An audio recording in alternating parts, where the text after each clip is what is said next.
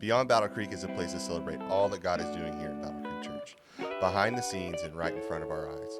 My name is Gage Johnson, and I've been given the calling of finding and sharing those amazing things that God is doing in our church.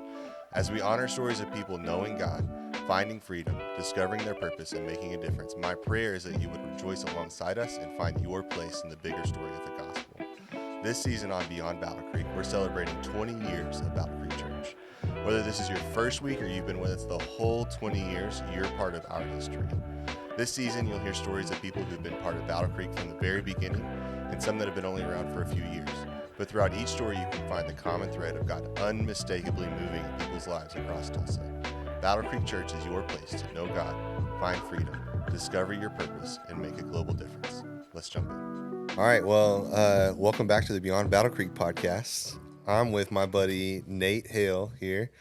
And man, today, Nate, I just really want to talk about your story and kind of the thread that I want to pull out through all of that is like masculinity in the church. And what does it mean to be a Christian man? I think your story speaks really, really well to that. Okay. And so, yeah, man, North Texas kid, right? Yeah. Grew up in North Texas. Tell me a little bit about your childhood. So yes, first off, thank you for having me on. For sure. Appreciate it. Any time to get to speak about, what God's done in my life and just my upbringing, my story, I think kind of gets me fired up. So I'm excited to be here. But as far as like my childhood, I'll kick it off. Well, do you want to know about me first, or you want to know a little bit about my family? Well, tell me about the men in that Hale lineage. And all right, that's one of the things that sticks out to me. When you tell your story, is like, wow, you got some dudes. No, I'm glad you went there because I definitely was very fortunate in my upbringing. There is a long legacy of. And I'll say God-fearing men, very successful men in the world's eyes. But what's really cool about that is growing up in and around those men. I got to see behind the scenes, and not that they didn't, capture every moment to let people know what they were all about, but I got to see them walk the walk and talk the talk, and so. Obviously, I could go back as far as, my great-grandfather, which fortunately I know a little bit about him. But I'd really like to start with my grandfather on my dad's side. Is Clyde Irwin Hale. Just a amazing dude. He cowboy. Okay. You're rocking kind of that look too. You got the mustache and the boots.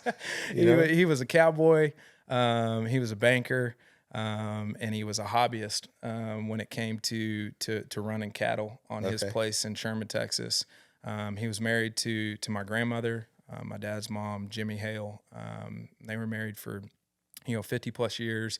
World War II vet. Wow. Just a ton of accolades. Yeah. But things that I remember about him was how he served in his local church at Trinity Baptist Church there in Sherman, Texas. He helped found that church. Wow.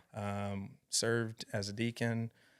Just an incredible man. Somebody that, fortunately enough, my parents took a lot of time out, and we spent a lot of weekends at his place, around them constantly when I was younger. So I got to see him as a role model, and even in Sherman, as well known as he was, he was very well known, but everybody knew what he was about. And I'll never forget. In 2007, he passed, and me and my wife Brooke, we got the opportunity to move into their property or their house and live on their property because.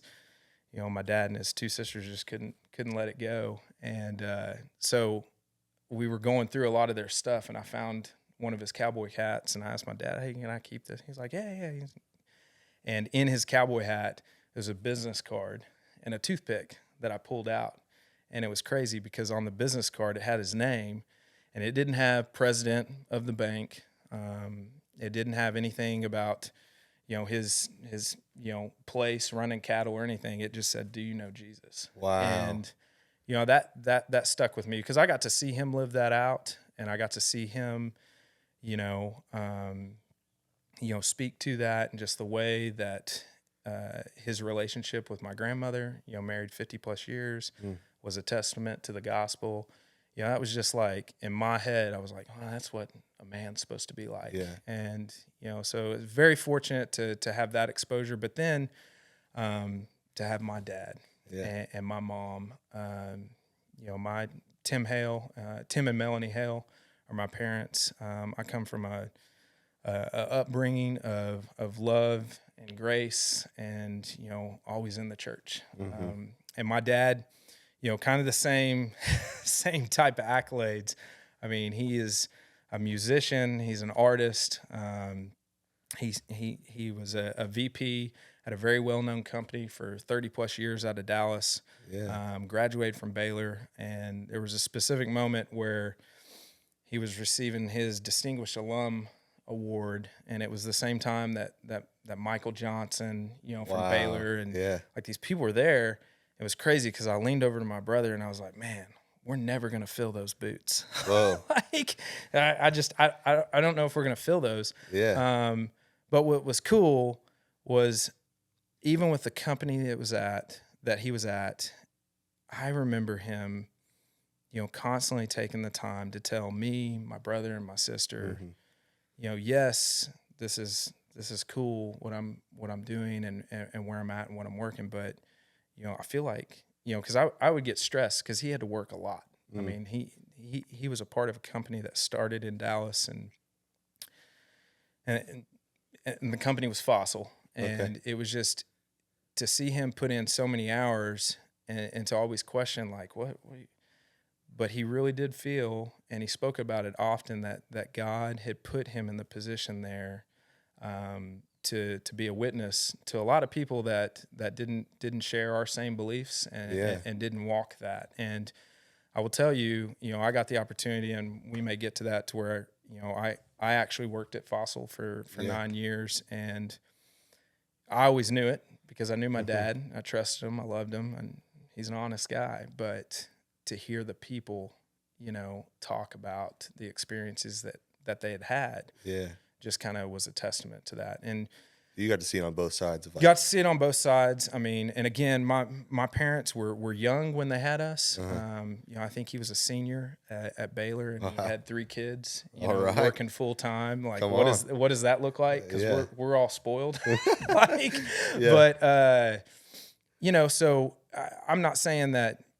And it was, like I said, love, grace, awesome childhood. Yeah. But there were some, some things, they were just young. And but the one thing, and it was the first thing that me and Brooke heard when we came to BattleCreek. Your wife, Brooke. Yes, my wife, Brooke. Alex, said it was like the first Sunday. He was like, if you're going to do anything right, you just make sure you show up to church. And like, it'll work out. and there's truth to that, because I think at the end of the day, my parents had us there. It was like, you remember that Stephen Curtis Chapman song, Saddle Up Your Horses? Like, that's what it was like on Sunday morning, going to church, Sunday evening, Wednesday night. They had us in church, and I got to experience them, serving in church, and just, it was just a really awesome example. So, I tell you all that because I feel like that masculinity in Christ, I had 2 great examples of 2 men that I was really close to, my grandfather and my father, that walked the walk and talked the talk when it came to knowing that their relationship with Jesus Christ was, the most important thing, and that all the accomplishments, although in the world's eyes, they were big accomplishments, they knew it was ultimately putting them in a position to be a light to not only their relationship with Jesus Christ, but ultimately, where that glory, should be pointed, and that's to God. And so it's really cool because, like I said, my grandparents have passed away, and my dad and my mom, they stepped away, and I say semi-retired because they actually are serving now full time at New Life Ranch. He's a development director, and my mom helps support in a managerial role in the office. And so, you know, if you're given and you want another place to give, you can give to New Life Ranch. There's my plug. Yeah, Alex is gonna get mad at that. Hey, if you want to go above and beyond, New Life Ranch. But at the end of the day, I think it's cool to see my dad walking away from, you know, he could have posted up in retirement. Sure. Him and my mom in Sherman on a beautiful, you know, place, and just hung their hat on that. And my dad and my mom said, no, we're not done. You know, we got more to go. And sorry, that's just, you know, it's just that's really cool. That's awesome, man. Like a life of service and then adding another career of service on top of that is pretty cool. So now we're going to talk about how, like, I saw all that, but I just jacked it all up and and didn't do any of that. And, you know, this is who I am today. But yeah, so man, if I remember your story right from last time we talked, like there was just a little bit of pressure on you, right? You got to go and perform and succeed. Yeah. And one of the outlets that you found for that was on the sports field, on the court, on the football field. Tell me a little bit, brag a little bit about that football career. I don't know if there's anything to brag about, but so, you know, growing up, you know, I've, you know, very quickly on, just my parents got me involved in sports, and like any good Texas kid. Yeah, just like any good North Texas kid, and I'd played baseball and messed around a little bit with soccer, and but I found early on that I really enjoyed the game of football. Yeah. And you know, I think my parents scratched their head because my dad, you know, didn't play football. Okay. So he was very excited though, because I had latched onto something, and I guess, you know, at a young age, are you good? I don't know. I mean, it was a lot of fun, but I found that very early on that I enjoyed playing football, and you know, I just kind of ran with that, and so I stayed hooked up in that, and then you know, obviously that carries on through middle school into high school, and you know, I transitioned just a little bit here. I want to pivot for a second because, you know, I started when I was growing up. I had the opportunity, and I know I mentioned my parents being at New Life Ranch, but that seed started in '95. So my dad had two sisters, and one actually moved to a man, or moved with a man that she married out of college to Northwest Arkansas. So they had 3 kids, my cousins. So early on, they started sending us to New Life Ranch. Okay. And that was just a way for you to spend time with your cousins. Yeah, spend time with the cousins, but ultimately too, you know, New Life Ranch was a, you know, non-denominational camp that, you know, is equipping young believers, you know, with the gospel and just truth. I mean, it was just a great place, and a lot of kids come from Tulsa, Northwest Arkansas, et cetera. But I grew up going there, and the reason I bring that up is because I developed some really strong relationships there, and it was hard because, yes, I grew up in North Texas, but up until high school, I was in Garland, Texas, which is a suburb of Dallas, and we would travel on the weekends up to Sherman to where my grandparents were at, and it was a good school system, but it was tough. Yeah. And you know, outside of the small youth group at the church we attended,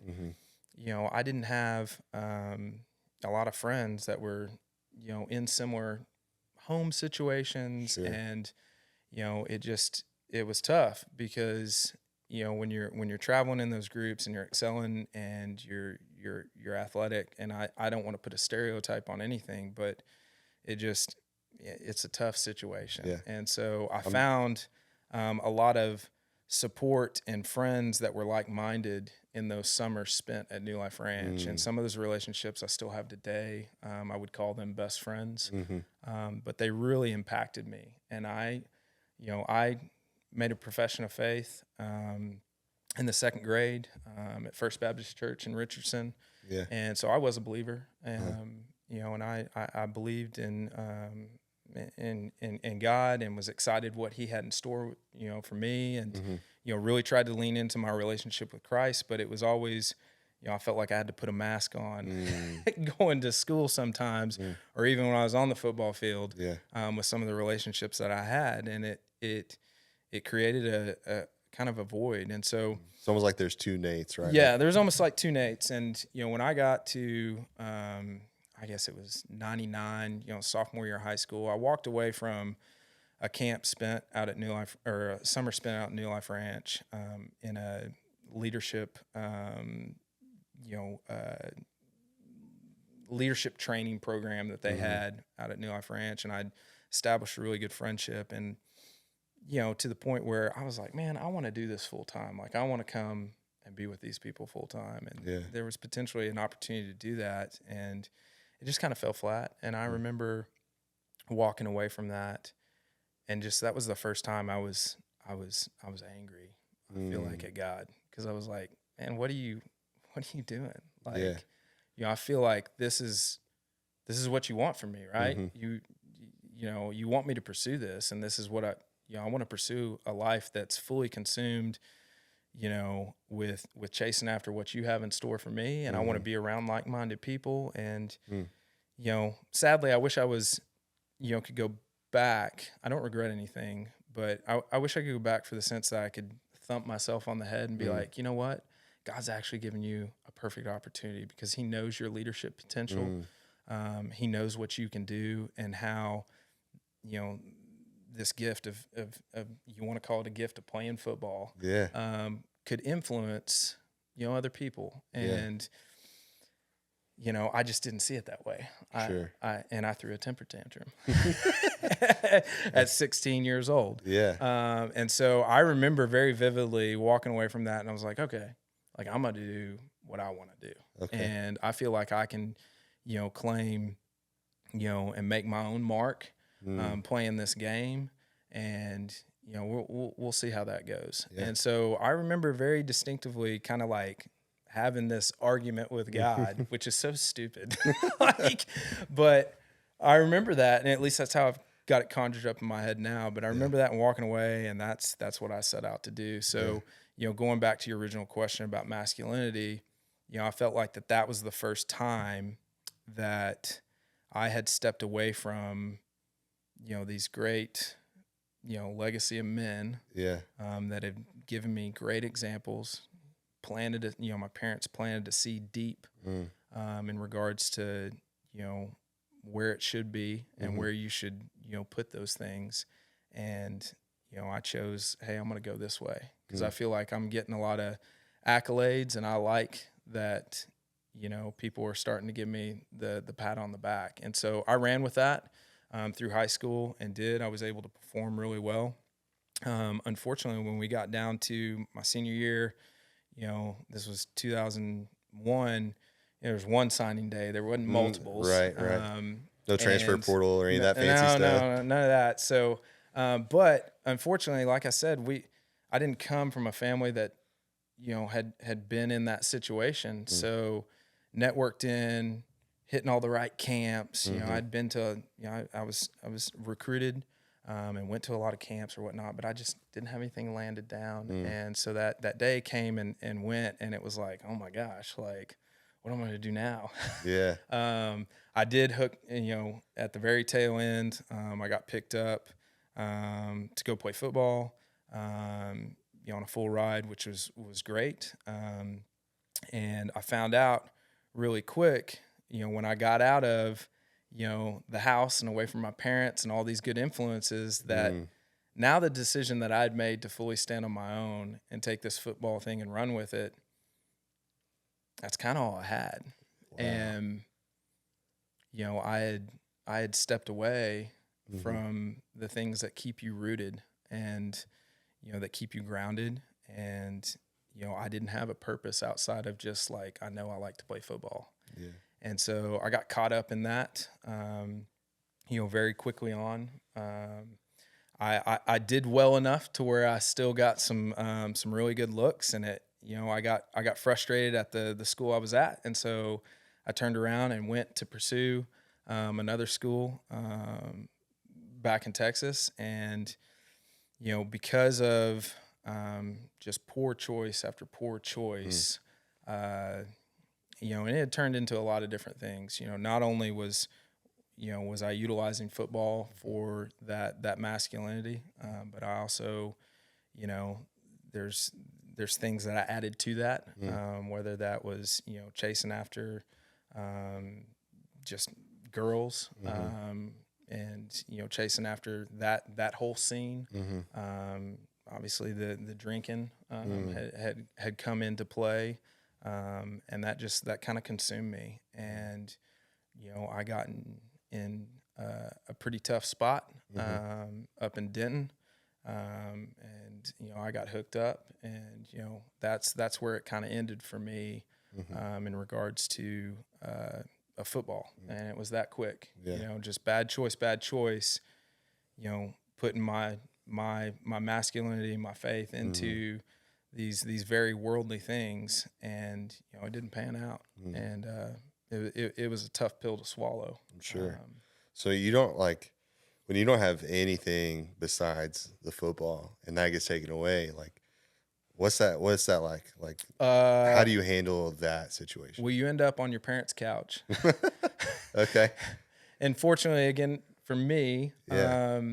my parents were, and we may go down the road of these, because I'm not done. There's quite a few just blow up moments in these years, but not once do my parents not receive me, not love on me, pray for me, brush me off, show grace, put me back out. And so that's ultimately what happened. I came home and posted up for a little bit and had no clue what I wanted to do. Because I went to school to play football. Yeah. And you can't major in football, unfortunately. No, you can't major in football unless, you're the real deal, which I wasn't. So, in that time, like I said, Dad was working for, a company out of Dallas, at Fossil, and, I conjured up a plan that, hey, it'll be a good idea to do an internship. Let's give this a shot. And so I remember showing up at Fossil for this internship, and I don't know if it was my dad or however it got figured out, but I got tricked, because when I got in the room with all the other interns that were there, they were people who were coming into their junior and senior year of college, all put together, knew what they were going to do. Yeah. And, they're going around the room listing off, what school they're at, and they get to me and it's like, well, so I don't remember what I said, but I remember that feeling of just man. But I ended up in working in the environmental design department, helping out with logistics, et cetera. Okay. And I wasn't feeling that itch. And so, obviously coming out, I'd picked up some habits of, whether it's drinking. And I want to say, I don't ever think that was a total crutch. I think that the loneliness you feel when, and I'm not that I want to play off this, but when your masculinity is wrapped up in a worldly thing, and it gets taken away, you ultimately don't have that anymore. Right. And so if you're not filling that with that void with Christ, and pursuing what God has for you, right, that's a real void. And I think that, if you're not careful, you quickly can grab something and fill that void really quickly. Because it can't stay empty. No, there's something about human nature. It cannot stay empty. And I just wasn't at that point yet to where I was ready to receive that, because I was aggravated. I walked around with a chip on my shoulder, and that led to a lot of other instances of just trouble, and I was always looking to fix that chip on somebody, something. And that was hard, but where I was going with that is I didn't like being lonely. And so being in that scene, socializing, it took that kind of hurt away. So, I found that in a lot of different things, but ultimately that took me to a place where I just couldn't, I couldn't work and be in that season of life. And, I think unfortunately, my dad and, the founders and, just, a lot of people at that time, saw that and basically were like, you gotta go elsewhere because this ain't gonna work. And so again, boom, Yeah. just like Man, rock bottom. How does that feel? Like, I mean, you're one of the VP's sons, and they have to ask you to leave. Like, I wonder how my dad felt, Yeah, man. No, it was tough. And, I still, and we're going to walk through some things here today as we talk, but, yeah. Have I been forgiven? Have I found freedom? God's grace is real.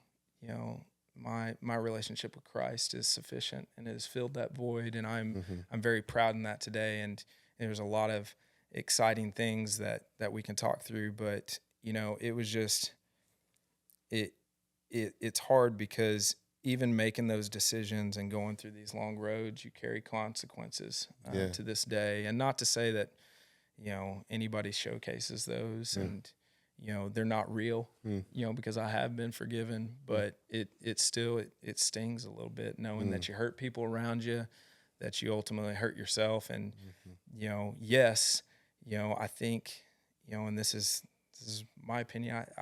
I believe that God puts us all through walks and stories to get us in a place where we can see what it's all about.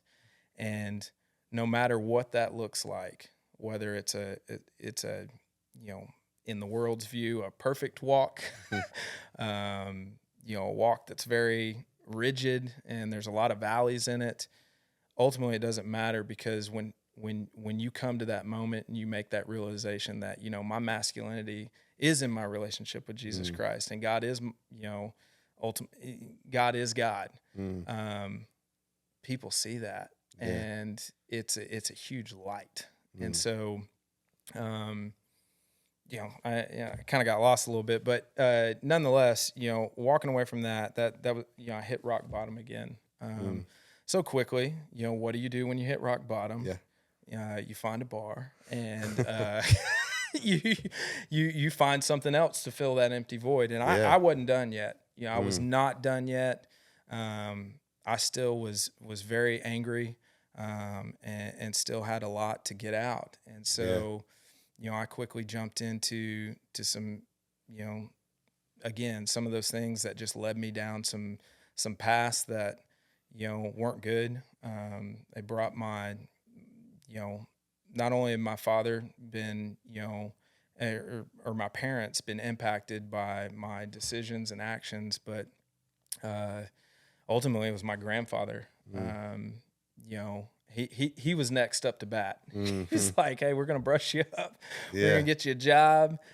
So he got me a job in a framing crew that was in Dallas. So I bounced around a lot. And I will say that, throughout my life, I definitely had a work ethic instilled in me from my grandfather, my dad, my parents, everybody that we're in or around, I had a work ethic. So I definitely could always fall back on that. And I remember those years, out on the framing crew and just being humbled. I remember stepping on the first day with this gentleman that my grandfather got me hooked up with. And he said, hey, you're going to start over here. And where I was starting, I was picking up trash around the job site.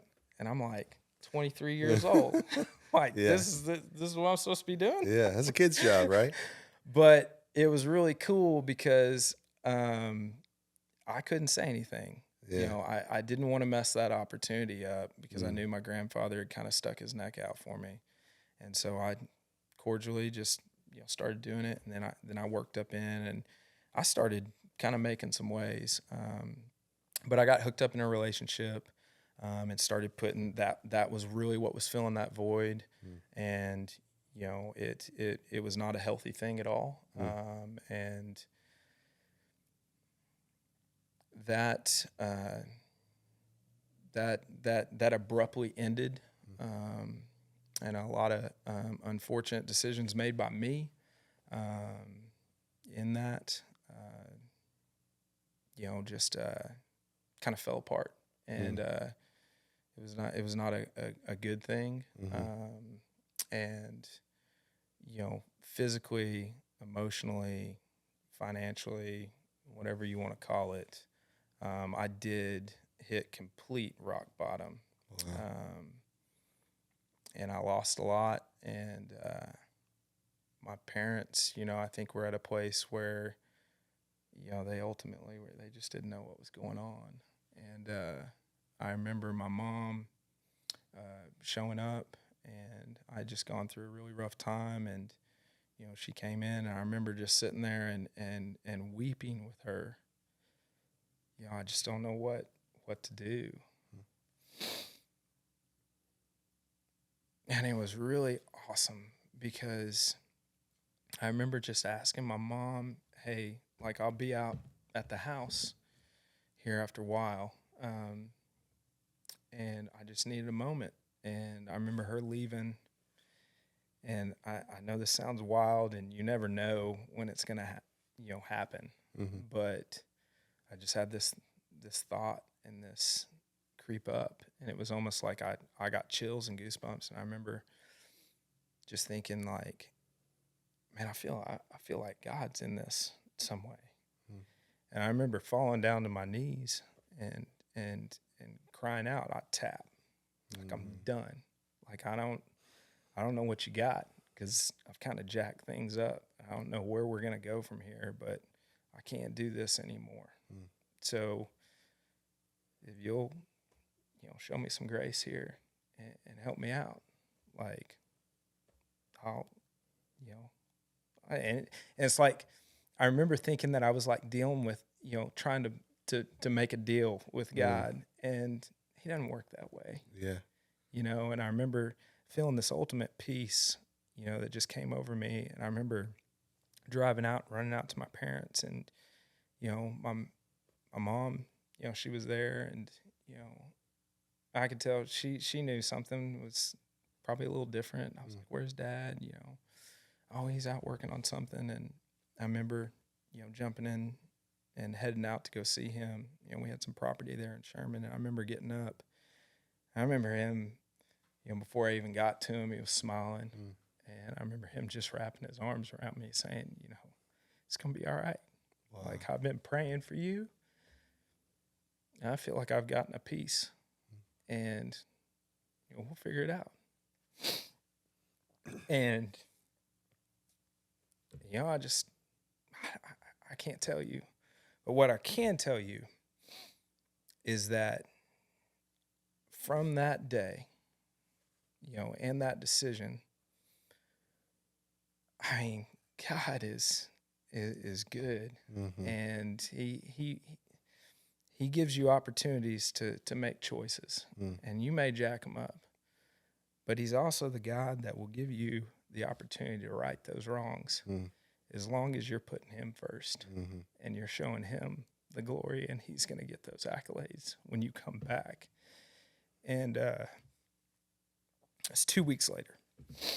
I told you I grew up going to New Life Ranch in the summer times, and there was a gentleman there, and he might get mad at me for using his name. His name was Scott Shaw, and he was one of the counselors there at the time. Okay. And I don't know, he just took a liking to me, and I took a liking to him, and we created a relationship. Yeah. And he stayed hooked up with me forever. Yeah. And he got really hooked up with my parents, and my parents were given to the camp, and he would make he ultimately became the development director. Okay. And so he helped raise funds for the nonprofit. And it was 2 weeks after I made that decision, I get a call out of the blue, and he said, "Hey, I think you should come and work at the camp this summer." And I go, "What?" Yeah. And you're how old at this point? 24, 25? Yeah, it's 25. Okay. 25, 24. Yeah, 25. Yeah. That's like a college student job, right? Like, come out for the summer. Definitely. Yeah. Well, and I go, well, Scott, man, like, I don't know if I need to be, at the, and he goes, whoa, you're going to work on maintenance. So we're not trusting you with campers, man. Come on now. And I was like, okay. And I was just really, I mean, obviously he had stayed hooked up. So I think he knew. I hadn't talked to him in a while. Yeah. But I think he just knew where I was at and was like, yeah, man. And he goes, come up here and, see what happens. And I remember, I packed all my stuff up. My parents were even like, what are you doing? I was like, I need to go here. Like, I feel like I'm going to go up here. I'm going to work this, just see what happens. Just a step of obedience, man, right? Like, yeah. And I remember showing up a week before anybody was there. Summer camp or counselors had arrived, all that. And just being alone in this cabin, just had this moment, and made this decision. And I was like, what am I doing here? But I just started going through the motions. And I'll tell you, I spent that summer, it was almost like a summer of even though I was there working and supporting, it's almost like a summer of healing, Yeah. And there's not TVs, there's not, you don't have access to some of that stuff, and you're surrounded with people who are, in step, and walking the walk and talking the talk, and they're pouring into kids' lives, and there's worship music going on every night, and it was just like, I got to spend 3 months doing that. Yeah. And I was like, I don't want to go anywhere. And he's like, well, we got this lead internship. You could stay on for the year, but it's like for college graduates. Yeah. I was like, here we go again, round 2. But he was like, let's talk it over. So I talked it out, and I actually got to stay on the entire year, and then work into the next summer. And it was awesome because that set me up, profession of faith in second grade, sophomore year, kind of going my own route. There was still a lot of foundational, just things that needed to be grounded in my walk with Christ, and in my identity in Him. And so I think that's what that year was about for me. And I don't know to this day if the people that were involved knew that was going to happen, but God, definitely, placed those people around me, and I know that there was a lot of prayer going on, and that definitely is just a testament to all that. And so it was really a beautiful thing. Awesome. What I love about those camps, man, is they're almost like a picture of like the Garden of Eden, right? Like you just get to go out, be in creation, and worship the Lord, and be with other believers. Like it's awesome. Yeah. So, but quickly after that, it just, again, I felt like I had gotten the opportunity to rest, to recenter, to refocus, and to identify, okay, like this is where I'm at. Where now? What am I gonna do? Ended up going back to school. Graduated at NSU in Tahlequah, Oklahoma. 2 weeks in, I met my wife. Yeah. And, it was definitely love at first sight. Yeah. For both of y'all? I don't know about for her, but definitely for me. Yeah. I can tell you the very first time I ever saw Brooke, I knew, I was like, oh man, wow. Like you're going to bless me with that. Like, cause I knew. Yeah. And I fought it for a little bit, and, again, coming out of that, making that decision, I really felt like I was still a young Christian, even though I'm 26 years old at the time. You're still going to make a lot of mistakes. And, I did. I made a lot of mistakes. Still a lot of growing pains as you go through and you're figuring everything out. But I still got the opportunity to complete school. God blessed me with an amazing wife in Brooke. And, I remember us making the decision, to get married. Thankfully she took, she let me, make that proposal, and she said yes. But, we were young, and, we had, to get through some things. And, we did. We ultimately, we came to a place early on to where we were like, and when I say early on, I'm talking like in the first 3 months. Okay. If we do not put God in the center of this thing, and we're not chasing after, our relationship with Christ and what that looks like, it's not going to work. And, I think we found forgiveness in that very quickly on. We found foundation in that, and we found confidence in that. And ultimately, I mean, to your point, like, I feel like I found masculinity in that, because, Brooke had, she was seeking that, I was seeking that, and I just, for whatever reason, she said, "Hey, that sounds like a good idea. I'll roll with you on that." Yeah. So, It's like that old ladder illustration, as you both move upward towards the Lord, you're going to grow closer together, right? yeah, ultimately. Yeah, no, most definitely. And, I just, man, there's so many cool aspects. And I know we're, we've only got so much time, but that was a really special time for me. Yeah. But what we had left out, that we had to find jobs, because Love don't pay, right? I remember when I asked her dad for her hand. Yeah. He said some funny things, but the next statement was like, "You got to have a job," and I was like, "Well, yeah, no kidding." But we found ourselves at that moment, and it was like, "Okay, like, what do you want to do?" And I was like, "I don't know," and because I still was at a place where, I know a lot of people were like, "That's really crazy that you got married and really didn't have this," but at the time when I was in college, I was working full time, in a lot of different odd jobs around the campus there at NSU, and going to school full time. So I mean, again, that work ethic, Yeah, that busy man. my grandparents, my parents instilled in me really paid off. I just had to get the right focus.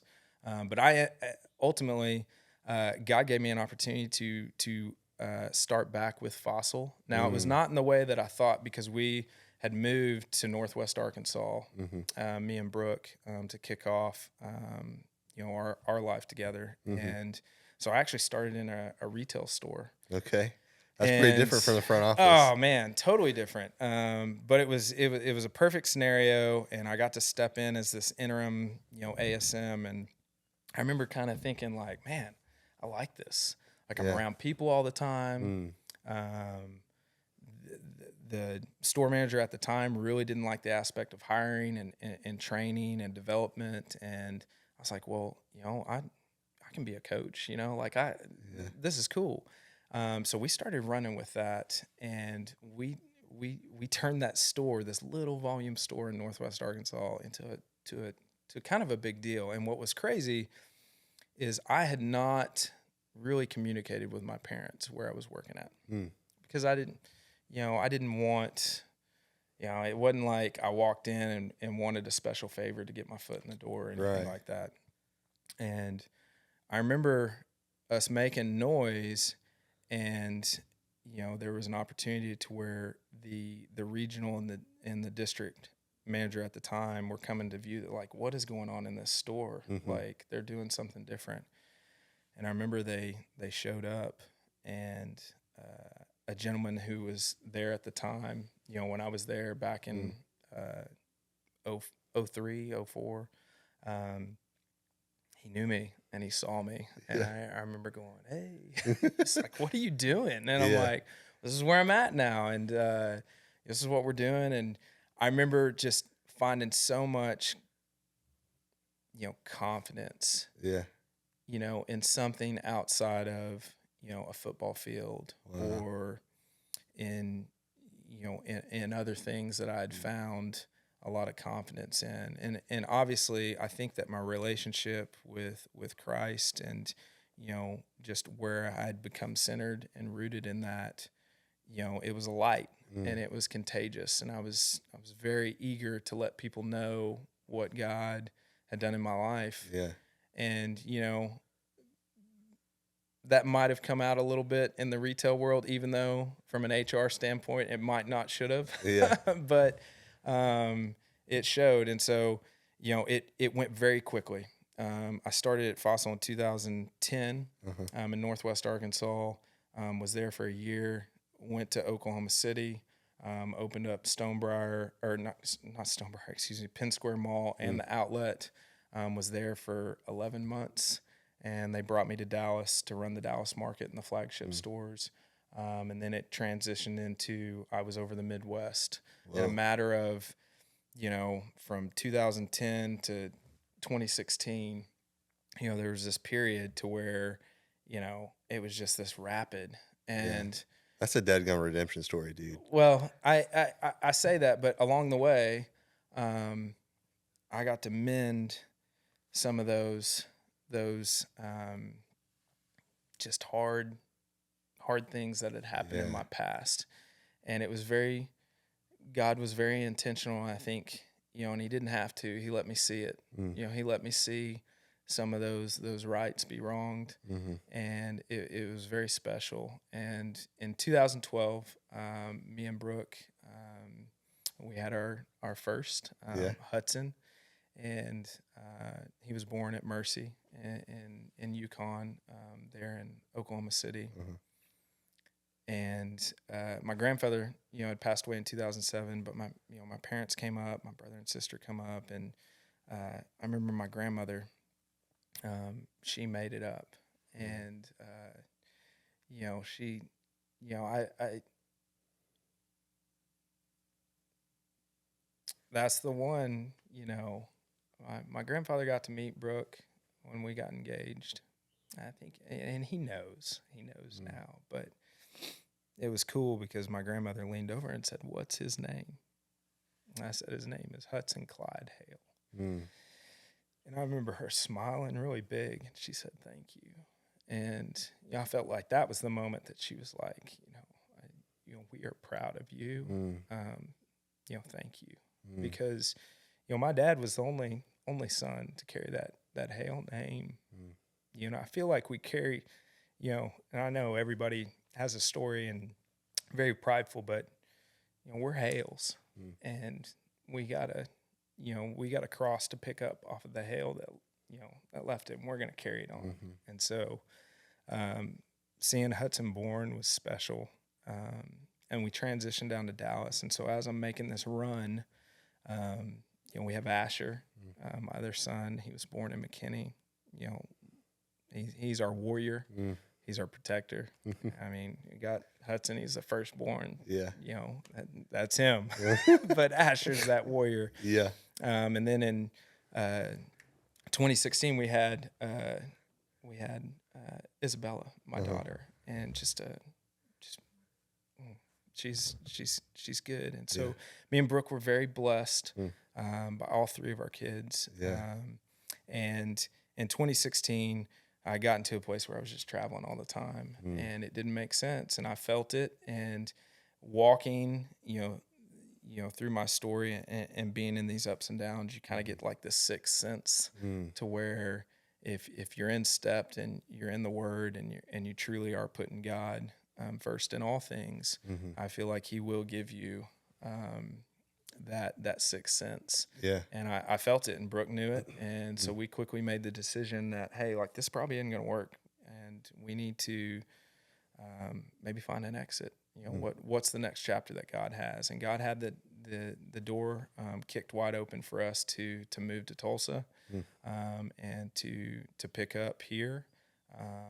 This was kind of a safe haven for you, right? Because you had so many friends from Tulsa. Well, and it's crazy because, I'm glad you picked up on that because he's got a sense of humor, doesn't he? Oh yeah, he's got a sense of humor, and it was a really cool thing because I don't want to speak too much for Brooke and her story, but she's my backbone. She is my driving force, and she gave me three beautiful additions to that driving force. And I would say that some of my masculinity is wrapped up in that, but I think that that comes from the Word of God, that He's going to give you arrows in your quiver. That's right. And to know that that's a masculine thing, to carry a quiver full of arrows. and to, to launch those. It takes, masculinity to do that. And so, we find a lot of, ways to do that. But, it's cool. Some of the reasons that we came to Tulsa. Yes, obviously her dad owned a company, or did own a company for 3 generations here in Tulsa that I was able to find work at. And he took pity on his son-in-law, and but it was a good decision because we quickly, knew what we had to do. It was like, hey, we're here.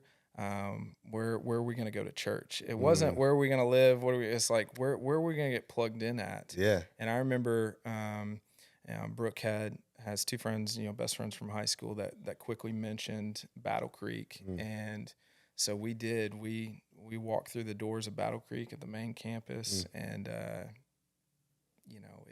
it was pretty awesome. We ran into a lot of like-minded people. Yeah. And it was just, it goes back to what my parents have said, what they've instilled, and kind of the first thing that I remember Alex, mentioned in a service is, hey, like at the end of the day, show up, and if you got kids, show up with them. Yeah. And we'll get alongside you, and we'll figure this out. And I think that is exactly what has transpired over the last 6-7 years that we've been here now. Is we have continued to be blessed by God's grace, His mercy, and I have continued to grow through our community group that we're in. Surrounded by some just amazing dudes that are here.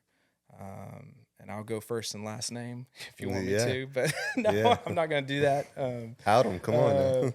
But ultimately,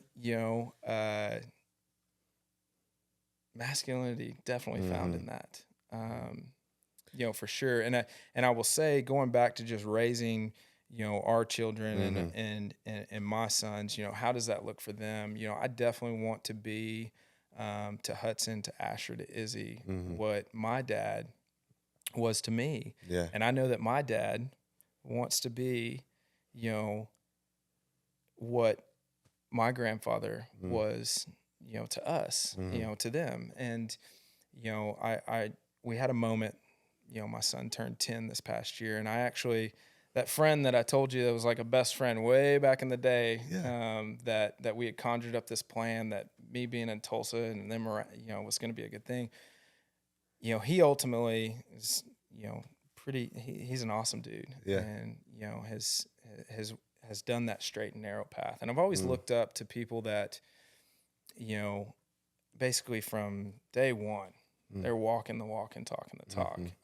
I think that is just such a, it's just incredible, and we started talking through like how are we going to raise our sons, and how can we make sure that we're instilling and taking the time to make those marks on their life.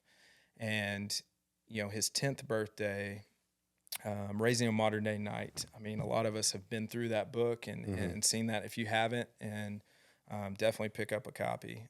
But what ways could we do that, kind of in our own, like how can we take some of that and really make it pertinent? And, I had a moment to where on Hudson's 10th birthday, we took him out to eat, celebrated, and, I called up all my dudes, community group, just some of his coaches now, and they showed up and they were in the garage. And so Hudson went in the house, and I, booked it to the garage, and, I had Brooke, I texted Brooke, and he sent Hudson out. And I remember him coming out, and he was just like, what's going on here? But it was really cool because I had set up the evening to basically just, every, man in his life, I had strategically, and I told him, I said, hey, Dad's going to run with people that are better than him. God has blessed me with giving me the opportunity to have men like that in my life. And I want you to see them because this, their masculinity is wrapped up in Christ. And I am striving to have my masculinity wrapped up in Christ, and that's what you got to keep your target. You got to keep your eye on that target. Mm-hmm. And so I had those guys speak a word of encouragement, and then ultimately a challenge for Hudson. And we told Hudson, over the next 3 years of being, coming out of being a little boy to a young boy, your next step is, that teenage year. But these 3 years, this 10, 11, 12, are pivotal, are monumental in launching you into that. And you can start picking up some of those things along the way that are going to, catapult you into the next phase. And I think that's really important to not only raising men, but raising men in Christ. That's right. And putting the right people around them who have their, masculinity secured in Christ. I think is extremely important. So, that was a really cool moment. Yeah, man, I think that's such a cool picture of what community looks like, right? Like it takes a village to raise these kids. Oh, I've got man. 3 kids of my own, and you've got to be choosy sometimes about who you're letting your kids spend time with. Like, that ball coach. Like, do you really want to all the time that they spend playing ball? I don't know if your kids play ball or not, but like all the time that they spend playing ball, do you really want them with that guy who is angry all the time? Or are you going to put them under the authority of a believer, right? Like, and somebody who is centered in Jesus. Absolutely. And, like the time and the community, like that's such an important aspect of raising our kids. So Nate, looking back on your story and reflecting on that, now, like what would you say that it means to you to be a manly Christian man?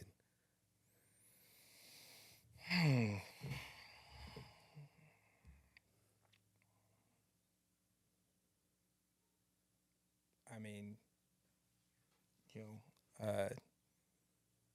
do you know Christ? And I make that statement, going all the way back to my grandfather and that business card. Yeah. Regardless if you're asking that question, your life should be about that. You should live a life that, or have a marriage with your wife.